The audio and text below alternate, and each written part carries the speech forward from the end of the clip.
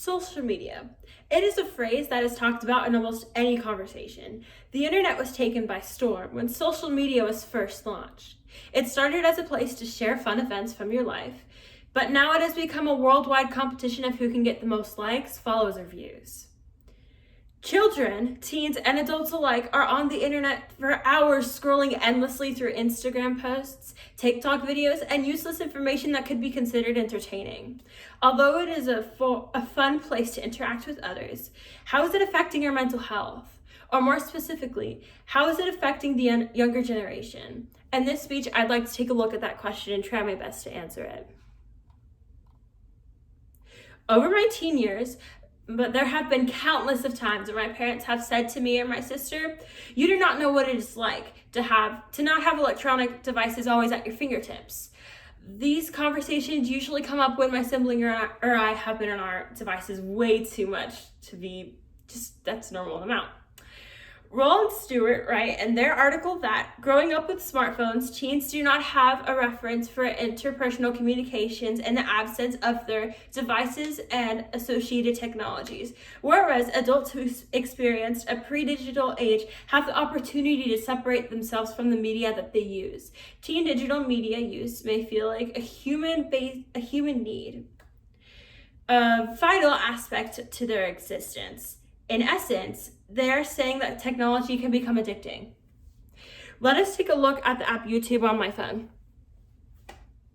The app is made so that the users can scroll endlessly without care, as you can see here. It also recommends content based on the things you watch, so therefore you'll never get tired of the stuff that it recommends. Therefore, the app is encouraging users to continue scrolling endlessly to no end. This can be a problematic issue. Some teenagers are so addicted to their phones that they suffer anxiety when their devices are taken away or they are told not to use them. Just like anything else, social media can become addicting. Teens can become so obsessed with looking at their friends' posts or posting more content that they can feel distant from the real world. Now that we have acknowledged how addicting social media can be, how can it affect the younger generations? According to Rama's research, the younger generation can become depressed from social media, specifically young girls. Although social media is a place to share pictures or videos of yourself, it has also become a place where cyberbullying or companion pressure has become present. Frequently, users can feel pressured by the internet to look a certain way or to get more likes, views, etc. It can sometimes become depressing when someone tries their hardest to look a certain way but still falls short. For example, there are quizzes online that you can take to tell you your aesthetic. I took a quiz for research purposes, and turns out my aesthetic is dark academia. So, in order to show an example, I've decided to dress up in the dark academia aesthetic.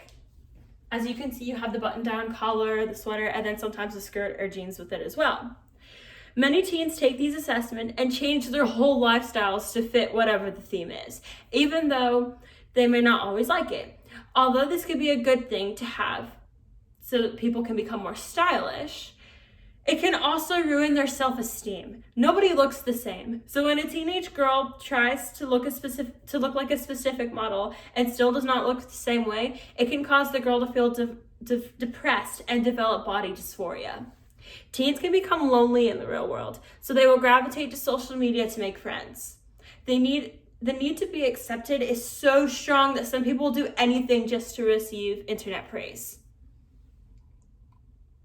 According to CO and Houston's article, research has found that compared with non-lonely adolescents, lonely adolescents are more likely to experiment with their identities online by leveraging the relative anonymity of the internet to learn how to interact with people.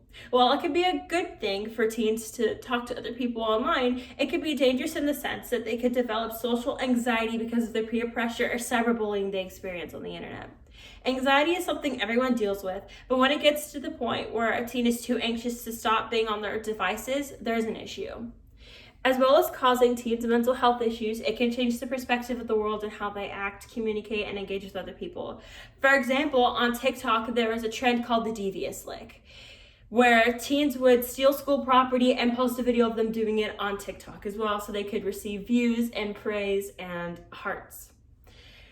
It is insanity to me how easily the teenagers can be influenced by things on the internet. These students risk their future lives and careers to get likes, follows, and views, which is all superficial in the big scheme of things. Another example is how adolescent vocabulary has changed throughout the years. The word cap refers to how something is not valid or not true. Saying like or in every other word is considered excellent or popular. Social media should be a place where people come to learn, share new entertaining ideas, and grow as artists, musicians, and people. These apps have been used for the wrong purpose, and it is time for things to change. Despite all the negative things about social media, we have to keep in mind that nothing is perfect. However, we users need to do all in our power to make the internet a safe place for the younger generations and for the ones to come. Marie Placing writes that although they may not have initially recognized it, teens did turn to the internet and social media for health information and shared opinions about ways social media could be better used to promote health. That means adolescents actively are using social media to find their information on health, politics, and local news. However, since not all of the information may be correct, parents and adults should teach teens how to find reliable sources and what they should look up on the internet. When it comes to teens who struggle with depression, anxiety, cyberbullying, or any of the like, our jobs as social media users is to create safe environments for people to express themselves regardless of the religious or political views, genders, or culture. If we see behavior that is not very kind, it is our job to report it and to change the issue. In closing, I leave you all with this simple message. Social media should be a place that is safe for everyone to express themselves however they may choose. Do you want to encourage expression through kind words, posts, or videos, or would you instead let teens become mentally injured by people's negative behaviors?